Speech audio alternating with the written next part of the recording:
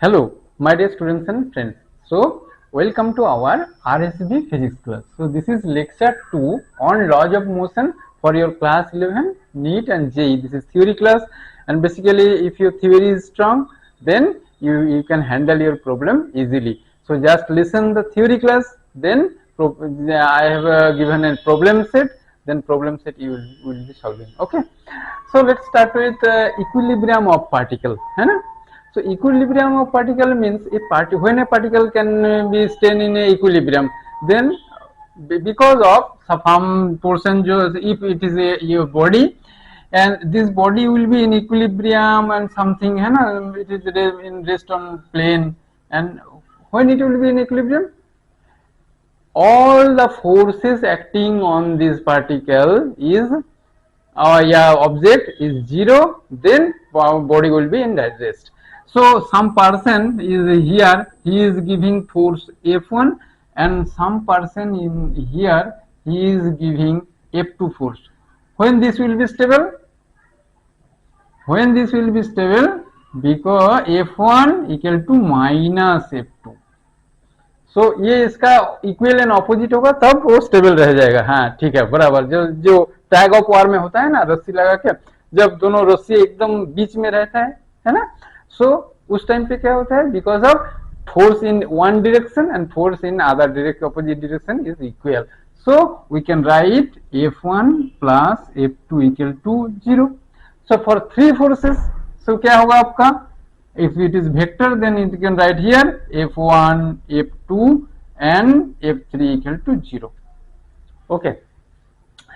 So for generalization you can write summation of Fi, summation जो है it equal to be 0. Okay. So you can give the vector sum, है ना, this force is vector. Okay.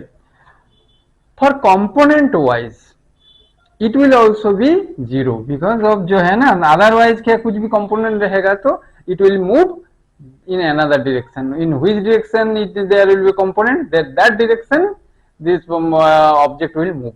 So component wise F1x, F2x, F3x equal to 0, then F1y, F2y plus F3y equal to 0, and F1z, F2z and F3z equal to 0, है ना. So ऐसा होना है, otherwise this in that condition it will be in equilibrium. Okay. So let's discuss, this is the equilibrium. Then I will be discussing on the problem of tension. मतलब आप exam का जो tension है ना, वो वाला टेंशन नहीं है. Problem, different problem in string और इस टाइप का. सो प्रॉब्लम इन टेंशन जो है, इस टाइप का जो एग्जाम आपको एग्जाम में आपका आते ही रहते हैं ना, नीट और ये है ना, नीट और आपका जो है जेईई मेन एडवांस में. सो आपका अगर कॉन्सेप्ट क्लियर है, देन यू कैन ये problem, you can handle the problem easily. Okay. So let's have a horizontal motion. How? Horizontal motion कैसा है? सो हम ऐसा ये करते हैं,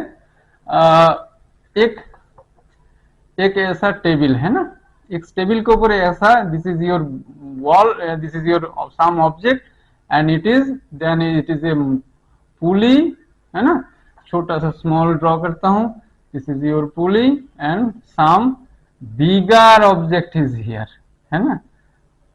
then in that condition then it is a table, है ना.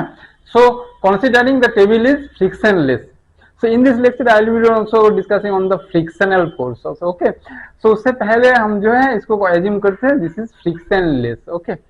So this is your tension, this is your ये है ना, और ये tightly इसके साथ बंधा हुआ है. So let's mass, small mass, this is bigger mass.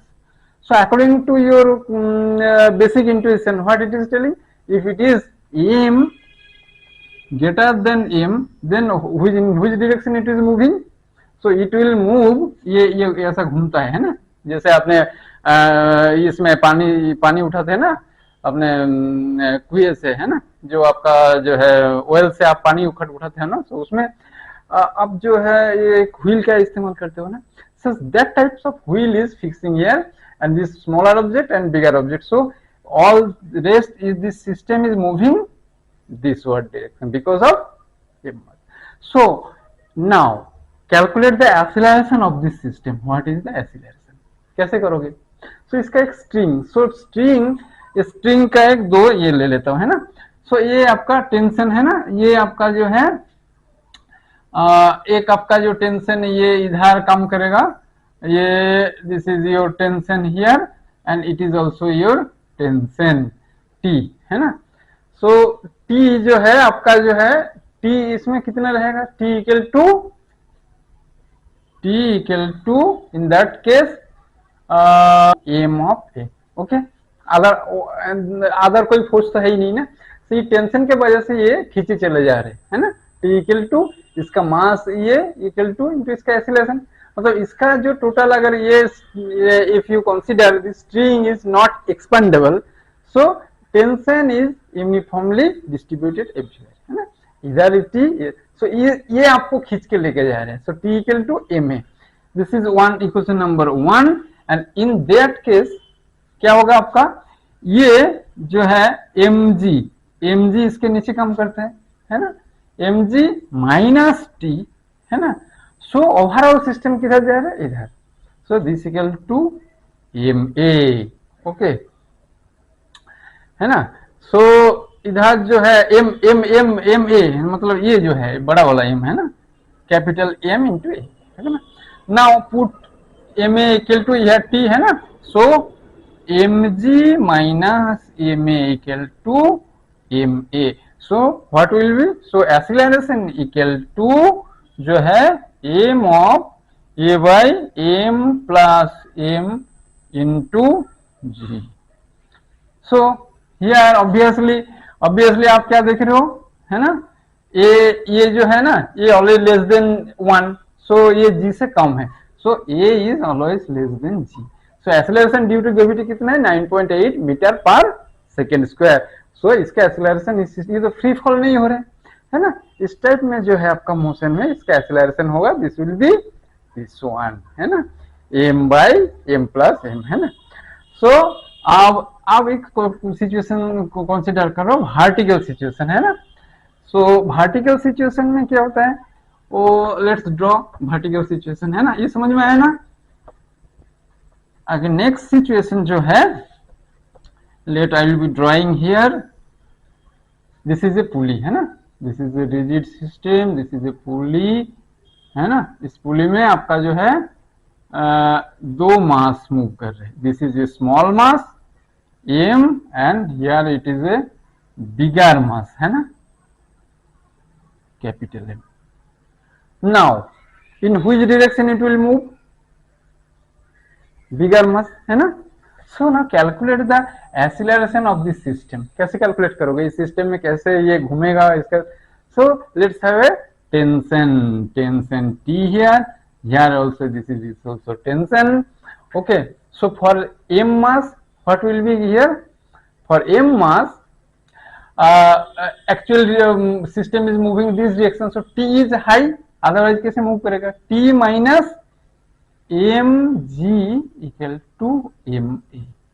now see कैसे मैं लिख रहा हूँ, T की वजह से ये सिस्टम इधर घूम रहे हैं ना, क्योंकि अदरवाइज फोर्स T है, इधर क्या है आपका mg, है ना. सो T और mg काट हो रहे, T minus mg, so net force, next जो फोर्स कितना रहेगा, इसका मास इनटू इस सिस्टम का acceleration is a, so ma. So this is your equation number 1. And for capital M mass what it will be, so capital M mass this is the bigger one, mg, है ना, minus T इधर होगा, this T, है ना, mg minus T equal to क्या होगा आपका, this is equal to आपका ma. ओके, एक कैपिटल M है, है ना, this is capital M A. Okay, so now you have to calculate, this is equation 2, है ना। सो ये सिस्टम के लिए क्या, बिगर मास से एम जी से टी नेगेटिव किया, अब इसकी वजह से सिस्टम इधर मूव करे, so this is M A, है ना। So now put T equal to, now put, so this is M G minus क्या होगा आपका, ये T equal to M G plus M A, है ना, M G plus M A, है ना, equal to M A. Now calculate here, कितना होगा आपका, ये होगा आपका एम जो है, so M minus M into G equal to M plus, जो है उधर प्लस हो जाएगा, M plus M into A, so A equal to M minus M over जो है M plus M into G. So what we are getting, a equal to m minus m over m plus m into g. So obviously a is less than g. Okay, है ना। सो ये दो system के लिए, horizontal and vertical system के लिए हमने calculate कर दिया, है ना। So now if a person is moving in A lift में क्या होता है, और पर्सन का जो है रिएक्शन, सो कैसे आप ये करोगे, so what is the reaction and is moving in when person is moving in lift, है ना। सो वो आप देखेंगे। सो अभी जो है ये आपका, मान लीजिए ये आपका, दिस इज योर लिफ्ट, है ना। सो इस लिफ्ट में एक बंदा खड़ा है ना। सो ये खड़ा है, अब ये कैसे स्टेबल होता है, व्हेन दिस, ये आपका इसके ऊपर ये दे रहे हैं ना, so this is your M G, और ये आपका, ये भी according to Newton law, third law, it is also giving a reaction force, this is ये आर, है ना। सो अब व्हेन ये इसके ऊपर, when the lift is moving upward, when upward direction पे मूव कर रहे हैं, मतलब मान लीजिए ये ए एक्सीलरेशन से मूव कर रहे हैं, सो इन दैट केस इसके ऊपर, इसके इस पोजीशन पे आपका फोर्स देखिए क्या क्या होगा। सो इस पोजीशन पे आपका जो है R is will be greater, R minus, है ना, आर माइनस जो है एम जी इक्वल टू, ये इसका मास है ना, इसके, दिस इज एम ए, है ना। सो आर इक्वल टू एम जो है जी प्लस ए, ओके। सो जी प्लस ए मतलब इसके एक्सीलरेशन के साथ ए भी ये जो है ऐड हो रहे, so in that case you will feel heavy weight में, जो मेरा, जैसे मैंने लिफ्ट में उठता हूँ ना, एक्सीलरेशन बहुत ज्यादा होगा तो मेरे को लग रहा है मेरे को कोई ऊपर से दबोच रहे, so we will facing our bigger and bigger weight, है ना, हायर एंड हायर वेट, है ना, जैसे हमको वेटफुल लगता है ना। But in when this lift is in downward direction, so in that case calculate, है ना, वो कैसा होता है आपका, this is your downward direction, so in that case it is moving downward, in that case consider the forces on this people, which is one bigger, in that case mg minus r उस case में छोटा, equal to, now this is your ma, so reaction force क्या होगा आपका, r equal to m into g minus a, है ना, ये नीचे जा रहे हैं ना। सो जैसे वो नीचे आ रहे हैं, सो आपका उसका क्या हो रहा है, एक्चुअल वेट कितना है, एक्चुअल रिएक्शन हमको कैसा फील होगा, जो आर रिएक्शन होगा वही हमको फील होगा, एक्चुअल अपरेंट वेट, है ना। दिस इज योर एक्चुअल माने अपरेंट वेट, ये विल फील, है ना, जो है अपरेंट वेट, जो एक्चुअली में हमारी वेट कितना है mg, है ना, और माइनस जो है ma हो रहे है ना।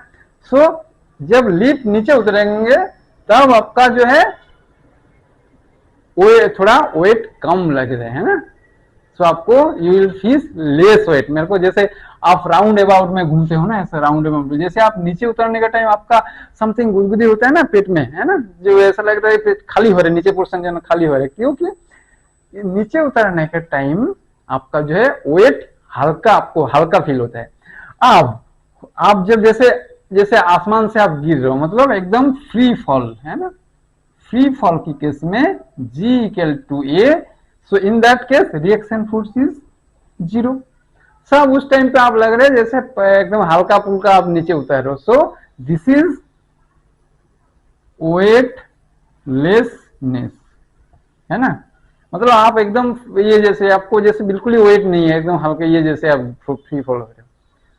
और एक कंडीशन, जब आपका लिफ्ट का एक्सीलरेशन फ्री फॉल नहीं है, मतलब किसी जोर से आपको जो है एक्सीलरेशन ग्रेटर देन जी, है ना, एक्सीलरेशन मतलब ये जो नीचे उतरने का एक्सीलरेशन जी से भी बहुत ज्यादा हो रहा है, तब इन दैट केस क्या होगा, आप R will be negative. R will be negative means क्या होगा, आपका रिएक्शन फोर्स, मतलब ये जो है एक्सेलरेशन ये नीचे ये है, तो आपको जो आप जैसे हल्का नीचे उतर रहे थे ना, वेटलेसनेस है ना, सो उस कंडीशन में क्या होगा, आप बिल्कुल ही जो है आपका नीचे से जो है मतलब वो एक फोर्स आपको लगेगा। सो ये आप जाके इधर आपका जो है मतलब ये लिफ्ट आपका इसके नीचे, मतलब ये बहुत ज्यादा एक्सेलरेशन, मतलब ये एक्सेलरेशन से क्या होता है, आप जब फ्री फॉल होते हो, मैक्सिमम आपका क्या होता है, फ्री फॉल होते के टाइम आप हवा में, आप you are going downward, just जैसे आपका हवा में होता है ना। अब लिफ्ट क्या हो रहे हैं, एक्सेलरेशन ड्यू टू ग्रेविटी से भी नीचे मतलब जोर से आ रहे हैं, सो आप क्या हो गए, you will just hit ear, आपका सर इधर जाके टकराएगा। So in that it is called super weightlessness. So दो चीज, एक वेटलेसनेस एंड सुपर वेटलेसनेस चीज, जब ये आपका एक्सेलरेशन जो है लिफ्ट का जो एक्सेलरेशन ये जी से भी काफी ज्यादा है ना। अभी जो हम डिस्कस करने जा रहे हैं जैसे बेसिकली फ्रिक्शन है ना, ना हो ये जो है आपका बांग्ला मीडियम का जो है आप लोग हैं, तो उसमें आपका एक अलग से चैप्टर है, बट फॉर सीबीएसई बोर्ड में इसमें है अलग से एक साथ ही सब दिया हुआ है ना। सो हमने 2 लेक्चर में लॉज ऑफ मोशन ये किया, सेकेंड जो लेक्चर है उसमें फ्रिक्शन का बारे में ये किए है ना। सो आप फिक्स व्हाट इज फ्रिक्शन, है ना, फ्रिक्शन क्या है बेसिकली, आप मान लीजिए एक आपका ये टेबल है ना, एक टेबल के ऊपर आपने कुछ ये रखे हैं है ना, या ये इसके ऊपर, सो आप जैसे ही सामान आपने यहाँ पे आप शिफ्ट करने की कोशिश कर रहे हो, सो क्या होगा आपका, वो आपको शिफ्ट करने नहीं देगा। सो इसके साथ क्या है वो ये जैसे स्लीपी जो ग्राउंड जैसे जैसे में आप पिछल जाते हो ना, और ये जो है आपका आप जो सामान ये करते हो तो उसमें बहुत सारे क्या आपको बाधा देता है, कौन बाधा देता है, which opposing you। सो वो आपका जो है बेसिकली ये जो ये इधर रह रहे ना, ये कैसे ये रह रहे, ये अगर इसका मास m है तो ये इधर क्या है आपका mg है ना, और इधर का जो मास ये क्या होगा आपका नॉर्मल रिएक्शन फोर्स n है ना। So n equal to mg, that's why it is stable और इक्विलिब्रियम है, क्योंकि दो फोर्स नलिफाई हो रहे। अगर आप ये मान लीजिए कीचड़ में आपने रख दिया, सो आपका इस केस में नॉर्मल रिएक्शन फोर्स बिल्कुल ही उतना नहीं रहेगा, क्योंकि ये इतना स्टेबल ये नहीं है, सो ये mg की वजह से नीचे आ जाएगा, मतलब डूब जाएगा। ओके, सो अब आप जैसे आप रोलिंग करने की कोशिश करते तो वो आपको अपोज कर रहे हैं। सो एक्सपेरिमेंटली देखा गया ये जो है जितना मास ज्यादा है उसका आपका नॉर्मल रिएक्शन फोर्स, मतलब जितना हेवी होगा, so in that case you have to put more and more force to move it. So इसका जो ये इधर से मान लीजिए ये आपको बाधा दे रहे हैं, दिस इज एफ एस है ना, ये स्टैटिक फ्रिक्शन में ये स्टैटिक है, तो इसको हम नोट कर रहे हैं static friction F S. So F S is proportional to normal reaction. इसमें जो है आपका 2-3 चीज जो जैसे देखते हैं, जैसे ये experimentally it has been observe, क्या है आपका ये जो फ्रिक्शन है ना, this friction doesn't depend on the area of this object है ना, ये कितना भी एरिया, ये इतना भी मान लीजिए, इसके साथ ये जो है ये दूसरा एक क्यूब ले लेता है ना, जिसका बहुत बड़ा एरिया है, बट उसके केस में जितना फोर्स लगेगा, अगर वेट सेम है, मतलब एन सेम है, सो आपको सेम चीज जो है आपका, अगर ये एरिया अगर ज्यादा हो रहे तो उसके ऊपर डिपेंड नहीं कर रहे, but not area depend, experimentally observe doesn't depends on area, but ये किस टाइप का सरफेस है, मतलब नेचर ऑफ सरफेस के ऊपर डिपेंड करते हैं, है ना, नेचर ऑफ सरफेस, है ना। सो नेचर ऑफ सरफेस के ऊपर कैसे डिपेंड करते हैं वो भी बताएंगे। सो नेचर ऑफ, मतलब कुछ चीज में जैसे आप देखोगे, मतलब एक जिसका सराफ सरफेस है उसको ले जाने में दिक्कत होता है, बट जिसका स्मूथ सरफेस तो उसमें दिक्कत। सो यहाँ से आपका जो है आपको बेसिकली एडहेशन है ना, दोनों सरफेस में, ये मान लीजिए ये आपका जो है ऑब्जेक्ट का, और इन मोलिकुलर लेवल में आप देखोगे ऐसा कुछ शॉर्ट टाइप का, मतलब ये इधर दिस वन एंड ये आपका सरफेस, ये सरफेस का, इन दोनों सरफेस में जो है एडिशन, एक मतलब मॉलिक्यूलर इंटरेक्शन है ना, मॉलिक्यूलर इंटरेक्शन है ना। सो इस टाइप में जैसे जैसे एक दूसरे का जैसे एकदम शॉर्ट टाइप का है ना, इस टाइप का जो है एक दूसरे में जाने का टाइम एक दूसरे में वो अटकता है। सो ये जो हम डिस्कस कर रहे हैं ये आपका जो है स्टैटिक फ्रिक्शन का है ना, स्टैटिक फ्रिक्शन का, स्टैटिक फ्रिक्शन का इसमें है ना। सो ये जो इंटरमोलिकुलर, ये सब एडहेशन फोर्स जो है इंटरमोलिकुलर, ये आपका ओरिजिन है ना। अब क्या बताया, A equal to F equal to mu into N. So हम जितना भी उसको ये कर रहे हैं वो मतलब ये इसका अगर प्लॉट करें, अगर प्लॉट करें है ना, सो कैसा प्लॉट करें, जैसे एक ऑब्जेक्ट को हम वहां से उसको ये कर रहे हैं ना, मूव कर रहे हैं, सो वो भी उसको फ्रिक्शनल फोर्स उसको अपोज कर रहे है ना, ले जाने में, जैसे ये ऑब्जेक्ट इसके ऊपर जा रहा है। सो हमने ये आपका अप्लाइड फोर्स और ये आपका स्टैटिक फ्रिक्शन। सो ये अगर प्लॉट करेंगे, सो ये आपका static frictional force F S, and ये आपका एफ अप्लाइड, ये क्या होगा आपका एकदम 45 डिग्री में, मतलब ये बढ़ गए, ये बढ़ गया, ये बढ़ गया, मतलब जैसे ये बढ़ाता हूं वो भी आपको अपोज करे, but at some limiting time पे क्या होता है, आप लिमिटिंग फोर्स में आपका क्या होता है, ये आपको बिल्कुल ही जो है आप वो ये फोर्स के अंडर में वो मूव करना चालू करेगा। So that force is called limiting friction, है ना, लिमिटिंग फ्रिक्शन जो है ये यहां से फिर क्या होगा, वो चलना चालू करेगा है ना। तो इस टाइम में फिर आपका रोलिंग फ्रिक्शन आ जाएगा, फिर जैसे आप चलना चालू करेगा सब, उस टाइम पे आप देखोगे जैसे आप चलना चालू किया तो आपको आप ठेलने में सामान आसान हो रहा है ना, का मूव करते हो। तो रोलर को पहले बहुत ये लगता है, पर जैसे वो मूव कर गया that time you required less force, मतलब वो आपका स्मूथ चलना चालू करेगा, फिर ये क्या होता है एक ऐसा कम हो जाता है, फिर this one is your rolling to try to push it, वो आपको क्या है अपोज करेगा। So F S applied force बढ़ा रहे हो तो आपका ये भी बढ़ रहा है, ये भी बढ़ रहा है, तो ये भी। सो एक पॉइंट जो है एक टाइम पे के बाद इट विल स्टार्ट वो चलना चालू करेगा है ना। सो उसको बोलता है लिमिटिंग फ्रिक्शन, ये जो है आपका ये वाला पॉइंट जो है लिमिटिंग फ्रिक्शनल फोर्स है ना। सो लिमिटिंग फ्रिक्शनल फोर्स के बाद क्या होगा, आपका चलना चालू करोगे, जस्ट लाइक आपका रोलर है ना। सो रोलर में जैसे भी आप पहले आपका बहुत मेहनत लगता है, फिर that after rolling so this frictional force will reduced, it will be coming down. So this portion is limiting friction है ना, ये static friction, and आपका ये आपका kinetic friction और rolling friction. So kinetic friction और rolling friction is, so F of kinetic friction rolling friction is less than जो है आपका static friction.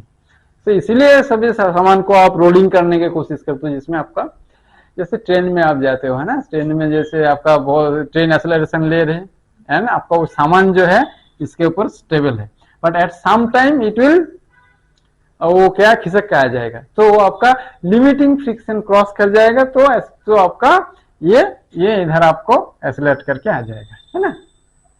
तो इस तरीके से जो लिमिटिंग फ्रिक्शन, अब इसका ओरिजिन कहाँ से आ रहा है, सो ओरिजिन है इंटरमोलिकुलर फोर्स जो है एडहेशन, है ना।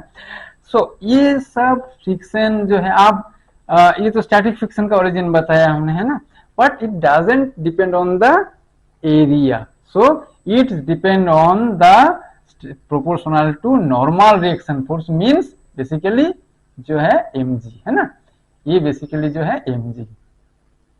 So F is equal to mu s into n. This is the basic equation of, this is coefficient of static friction, and similarly for coefficient of rolling friction. So this is coefficient of जो है static friction.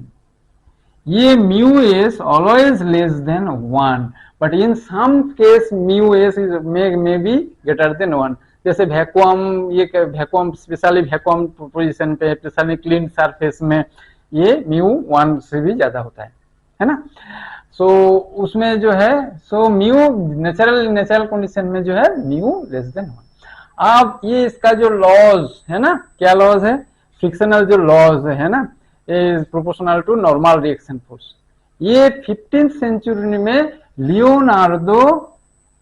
Leonardo da Vinci, है ना, famous जो है painter जो है ना, उन्होंने दिए थे, लियोनार्डो दा विंची। सो ये जो है कितना पुराना उस टाइप का है ना, उस टाइम पे बहुत पुराना, हम लोग तो अभी किताब में पढ़ के रट रहे हैं ना, बट वो उतना कॉन्सेप्ट उन्होंने ये लॉज और ये सब दिए थे। आप स्टैटिक फ्रिक्शन के बारे में बताया, आप रोलिंग फ्रिक्शन का कहाँ से आता है। सो किसी भी सरफेस में जैसे कोई ऑब्जेक्ट रोलिंग करने की कोशिश करता है, सो आप देखिए ये जैसे ये होगा ना, तो सो आपको जैसे रोलिंग करने की कोशिश करते थे, ये इसका जो है, इसको वेट की वजह से ये वाला सरफेस थोड़ा सा जो है ऊंचा हो जाता है, सो ये आपको अपोज करता है ये जाने में इसको, ये हार्ड सरफेस के लिए, है ना। सो ये आपको अपोज करेगा इधर, ये आपका जो है फ्रिक्शन ऑफ ये रोलिंग फ्रिक्शन का ओरिजिन होता है, वो आपको अपोज करेगा ये सरफेस जो है। सो सरफेस में जो ऐसे बता रहे थे ना, ऐसा सरफेस में जो ऐसे ये रहता है ना, वो आपको ऐसा अपोज करता है रोलिंग फ्रिक्शन केस में। और अगर सरफेस बहुत ये है, मतलब थोड़ा सा हार्ड नहीं है, तो क्या होगा, ये सरफेस के अंदर घुस जाएगा, है ना, ये घुस जाएगा तो उसको ले जाने में दिक्कत होगा, है ना। सो ये हार्ड सरफेस में थोड़ा सा ऐसा ऊंचा हो जाता है। सो ये this is the origin of rolling friction, है ना, रोलिंग फ्रिक्शन। सो ये बताया कोफिशिएंट ऑफ फ्रिक्शन, बताया रोलिंग फ्रिक्शन। अब इसका एडवांटेज एंड डिसएडवांटेज क्या है। सो फ्रिक्शन है, फ्रिक्शन का रहना जरूरी है क्या, या इसका एडवांटेज ही क्या है या डिसएडवांटेज क्या है ना। फ्रिक्शन है तभी हम लोग we can walk, anything is stable, है ना, we can walk, cycling. So ये ग्राउंड पे, हमने इस ग्राउंड पे आप जो है चल रहे हो ना, ये ग्राउंड पे चल रहा है, अगर इसमें फ्रिक्शन नहीं है, सो आप जैसे ग्राउंड में आपने ऑयल डाल दिया, इधर ऑयल डाल दिया, कैन यू वॉक, तो उस टाइम पे क्या होता है, आप ऐसे अनस्टेबल हो जाते हो ना, क्यों, क्योंकि वो आपको जो फ्रिक्शन नहीं है तो आपको स्टेबल करने नहीं देता है ना। सो फ्रिक्शन बहुत जरूरी है ना, otherwise basically you cannot walk and you cannot reside any, cannot stabilize any and cannot equilibrium, and any body cannot remain equilibrium in such condition, है ना। सो अब इसका डिसएडवांटेज तो है ही। डिसएडवांटेज क्या है, फर्स्ट ऑफ ऑल जो है आपका जैसे आपका फैन का मोटर में ये घूमता है ना, सो उसमें जो है आपका ये इसमें ये बहुत सारे जो रोलिंग फ्रिक्शन, ये रोलिंग फ्रिक्शन में क्या होता है आपका कोरोशन होता है, घिस जाता है ना। और आपका जो है नेक्स्ट जो है हीटिंग, है ना, हीटिंग होता है, हीटिंग की वजह से क्या हो सकता है, कभी आग लग सकता है, और बहुत सारे एनर्जी लॉस होता है ना, ये एनर्जी लॉस एनर्जी लॉस होता है।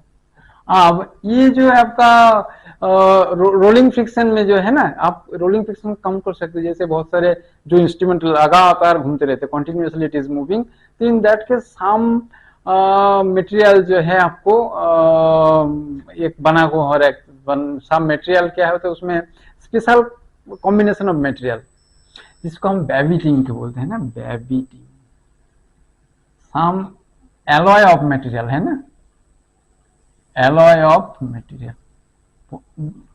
कुछ मटेरियल के साथ कुछ मटेरियल का फ्रिक्शन बहुत कम होता है, सो वो उसको बोलता है मतलब reducing the frictional force by choosing different types of alloy material, जो है इसका उसको बोलता है बेबिटिंग। मतलब एक शाफ्ट में मान लीजिए ये 160 के साथ ये सेट है, इसके साथ एक घिस रहे, एक साथ घूम रहे हैं ना, तो इसमें एक शाफ्ट का मूवमेंट में अगर वो बहुत ज्यादा घिस जाता है तो ये धीरे धीरे खराब हो जाएगा ना, बहुत सारे हीट होता है, एनर्जी लॉस होंगे। सो इसलिए बेबिटिंग के माध्यम से एलॉय मटेरियल बना के उसको फ्रिक्शनल मतलब रिड्यूस कर सकते हो। ठीक है, ये बेसिकली बहुत बेसिक के बारे में बताया आपको है ना, काइनेटिक फ्रिक्शन, स्टैटिक फ्रिक्शन, इस टाइप के बारे में। अब थोड़ा सा आपको जो है प्रॉब्लम करना है। ठीक है, angle of friction and cone of friction है ना। जैसे हमने बताया था आपका टेबल के ऊपर जो है एक बॉडी है ना, इस बॉडी में आप क्या कर रहे हो, आप यहां से इसको फोर्स दे रहे हो, इधर this is your frictional force and this is applied force, and ये आपका क्या है, normal reaction. So normal reaction, the angle between जो है नॉर्मल रिएक्शन एंड जो फ्रिक्शनल फोर्स एफ एस, इसका बीच में है ना। सो ये जो है आपका ये जो है आपका इसका रिजल्टेंट जो है ना, frictional force and applied force, इसका जो रिजल्टेंट जो है, ये जो नॉर्मल फोर्स एंड जो है इसका जो फ्रिक्शनल फोर्स, इसका जो है ये बीच में जो है आपका एंगल जो है, इसका बीच में जो है एंगल, ये रिजल्टेंट है ना। ये रिजल्टेंट जो है ये नॉर्मल फोर्स के साथ कितना एंगल करता है, ये lambda 10। So 10 lambda equal to कितना होगा आपका, 10 लैम्डा इक्वल टू क्या होगा आपका जो है ये है F S by N. So lambda equal to 10 inverse F S by N जो है ना, ये आपका जो है एंगल ऑफ फ्रिक्शन है ना। अब ये सामान को अगर आप इस डायरेक्शन पे मूव करना चाहते हो तो क्या होगा आपका, ये इधर से फ्रिक्शनल फोर्स, तो इसके साथ और एन का जो एंगल होगा इधर, सो डिफरेंट एंगल में आप सोचिए है ना। आप ऐसा 3 डायमेंशनल एक ऑब्जेक्ट है ना, 3 डायमेंशनल एक ऑब्जेक्ट है ना, ये प्लेन के ऊपर है, तो आप डिफरेंट डायरेक्शन पे आप इसको ये करने की कोशिश, ये डायरेक्शन पे, सो आपको क्या होगा अभी, सो ये इस टाइप का एक कोन प्रोड्यूस होगा है ना। सो ये आपका नॉर्मल फोर्स एंड आपका रिएक्शन फोर्स क्या होगा, आप जैसे अप्लाइड फोर्स करो तो आपका रिएक्शन फोर्स इधर रहेगा। सो आप ये अप्लाइड, आप इधर रिएक्शन फोर्स करोगे तो फिर इधर एक होगा, फिर ये इस डायरेक्शन पे होगा, ये इस डायरेक्शन पे होगा, मतलब आपका फ्रिक्शनल फोर्स जो है चेंज होते रहता है। मतलब फिर एक 3 डायमेंशनल में सोचिए। So if you think if you applied force this direction in all direction, normal force will be in and reaction force will be in different direction, मतलब frictional force, then the resultant it will produce then one cone. So this is called cone of friction. Okay, so let's discuss with angle of repose है ना। angle of repose क्या है आपका, सो स्थिति कोण, विराम कोण, ये सब कहता है ना। सो एंगल ऑफ रिपोज मतलब एक object it is residing on an incline plane है ना। सो ये आपका एक ऑब्जेक्ट है ना। सो ये ऑब्जेक्ट जो है, आप ऑब्जेक्ट का जो है ये आपका ये नॉर्मल एन है ना। So this mass will be this direction है ना, दिस इज योर जो है एम जी है ना। सो भैया डब्ल्यू, आप ठीक है डब्ल्यू लिख देता है ना, W. So this will B W cos theta, ये अगर एंगल थीटा होगा तो ये भी थीटा होगा है ना। सो थीटा, ये कॉस थीटा होगा और ये सेंटर से ले लीजिए तो फिर आपका लाइफ थोड़ा सा आसान रहेगा है ना। सो ये आपका सेंटर में, बेसिकली सेंटर ऑफ ग्रेविटी से ले लेते हैं ना। सो ये आपका W cos थीटा, और इधर क्या होगा आपका W sin theta, when W equal to mg, है ना। आप देखिए, अब इस कंडीशन में आपको क्या, आपको कौन मूव करने की कोशिश, जैसे ये इधर slide W sin theta will try to slide in here, but frictional force ये आपको स्लाइड करने की कोशिश करेगा, but frictional force will oppose here. So in stable condition आपको क्या होगा, आपका mu into N equal to क्या होगा आपका म्यू एन इक्वल टू जो है म्यू इंटू एन, है ना, mu into N equal to आपका W sin थीटा, है ना। सो W sin थीटा, अब what is n, n is, so n is W cos theta, so mu W cos theta equal to W sin theta, so tan theta equal to mu theta equal to tan inverse mu। so इसका rest condition है frictional coefficient, mu is your frictional coefficient, है ना।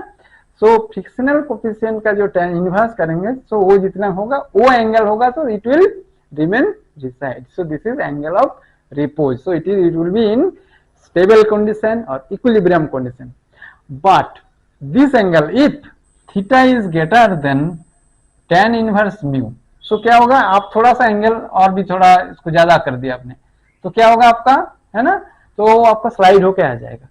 तो उस time पे acceleration कितना हुआ, ये प्रॉब्लम करने के लिए आपको देते हैं, कैसे क्या करोगे।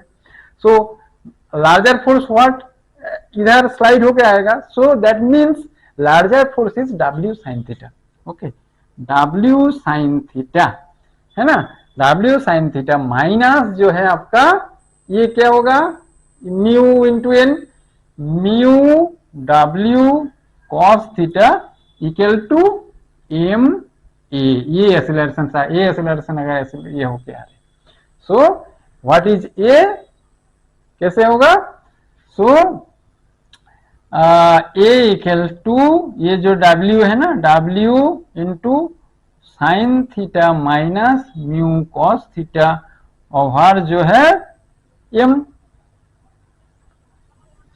so a equal to this, so W equal to mg, so a equal to g sin theta minus mu cos theta, so ये एक्सेलरेशन होगा g इंटू ये, दिस इज बेसिक, ये आपको याद रखना है, g sin theta minus mu cos theta, इस condition पे ये एक्सेलरेशन इन इंक्लाइन प्लेन, ये प्रॉब्लम देता है बार बार, है ना। एक बार देख लीजिए, एक बार प्रैक्टिस कीजिए, ठीक है। अभी जो डिस्कस करेंगे motion of A car on circular road and bank road, है ना। जैसे आप इस टाइप का मोशन में लेते हो, जैसे आप साइकिल चला रहे हो, है ना, ये साइकिल में आप बैठे हो, साइकिल चलाने के टाइम आप जैसे टान लेते हो, आपका एक पार्टिकुलर स्पीड से ज्यादा होगा तो आप उधर गिर जाते हो, ऐसा क्यों, ये प्लेन रोड की बात कर रहे हैं ना, प्लेन रोड में तो आप जैसे सर्कुलर पाथ में मूव करने की कोशिश करते हो, सो इन दैट केस क्या होता है आपका, ये पहिया का जो ये है ना, तो वो आप इस तरीके से ऐसा हिलने की कोशिश करता हूं, है ना, आप जैसे इधर चलाते हो ना, तो ऐसे टान लेने की कोशिश में आप क्या करते हो, इस डायरेक्शन पे रहते हो, है ना, सो दैट आपका वेट बैलेंस में उसमें क्या होता है, ये इस डायरेक्शन पे आपका सेंट्रीफ्यूगल फोर्स होता है m v²/r, जहां पे आपका v वेलोसिटी से जा रहा है, ये आपका ये रेडियस ऑफ कर्वेचर, है ना। अब ये अगर m v²/r जब आपका म्यू इंटू एन जो है आपका, ये इसका वेट जो है ना, इसका जो वेट जो है नॉर्मल जो है ना, इसमें ये क्या होगा आपका, ये normal reaction n, so mu N mean mu M G, इसका जो मास अगर म्यू एम जी क्या होगा आपका, ये तो आप इस डायरेक्शन पे मतलब हिल देते हो ना, तो क्या होता है आपका फ्रिक्शनल फोर्स आपको ये सेंट्रीफ्यूगल फोर्स को अपोज करता है, it is opposing this one, so this is your frictional force Fs, so this is Fs, so in that case it will be equilibrium. So अब इसमें क्या होगा आपका, सो v इक्वल टू जो है v इक्वल टू यहाँ पे क्या होगा आपका, v इक्वल टू जो है एम तो कट गया, म्यू जी आर है ना, mu G R root over of ये। अगर ये वेलोसिटी इससे ज्यादा होगा सो आप उधर you will be slipped, you will be slipped. If velocity greater than this one है ना, so you will be slipped. So for stable condition v should be mu G R है ना, ये प्लेन सरफेस में। अब जब some time, इसलिए कहां पे आपको लगा रहता है ना स्पीड लिमिट है ना, मैक्सिमम जब बैंक इस रोड में मैक्सिमम स्पीड आपका जो है 40, किसी जगह में 80, जहां पे आपका टर्न लिखा है ना मैक्सिमम स्पीड, क्यों ऐसा बोर्ड लिखा हुआ रहता है? So this is the reason. अगर उससे ज्यादा आप स्पीड लेते हो तो आप स्पीड करके पिछल के दूसरी साइड में चला जाओगे, सो मतलब it will occur accident. Okay, अब बैंक प्लेन में जो है, बैंक केस में क्या होगा आपका, ये वाला रास्ता में सब आपका जो है v जो है लिमिट वो बढ़ जाएगा। सो ये रोटेशनल मोशन में ये हमको आपको बताएंगे कैसे, मतलब क्यों कंस्ट्रक्शन जो लोग काम करते हैं वो क्यों बैंकिंग करते हैं, मतलब इस साइड में जो है आपको ये एक्स्ट्रा आपको मदद करता है। एक तो आपका फ्रिक्शनल फोर्स है ना, आपका ये सेंट्रीफ्यूगल फोर्स को अपोज करने के लिए इधर फ्रिक्शनल फोर्स है। सो ये इसका प्रॉब्लम भी रोटेशनल मोशन में हम डिस्कस करेंगे। ठीक है, आज के लिए इतना ही, थैंक यू।